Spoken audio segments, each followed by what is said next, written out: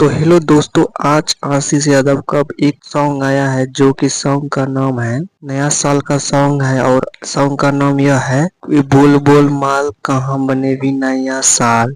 हाँ तो दोस्तों, यह गाना सुनकर बहुत ज्यादा आदमी कमेंट कर रहा था कि इस गाना अश्लीलता है। तो भाई उसे बता देना चाहता हूँ भाई, अश्लीलता तो गाना है भाई, जैसे सुनना पसंद करेगा, जैसे मार्केट में चलेगा उसी तरह का गाना बनाएगा ना। कोई भी कंपनी वाला गाना लेता है किसी का तो गाना आप लोग जैसे सुनोगे उसी तरह का कंपनी वाला के विचार में आता है ना भाई। पब्लिक इस तरह का गाना सुनते हैं तो भाई इसी तरह गाना हम भी खरीदेंगे और इसी तरह को गाना आप भी प्रमोट करते हो, तो अब बाद में बोलते हो भाई अश्लीलता है। आप लोग ही गाना अश्लीलता गाना को सुनते हो तो जो गायक है वो अश्लीलता गाना ही गाएगा ना।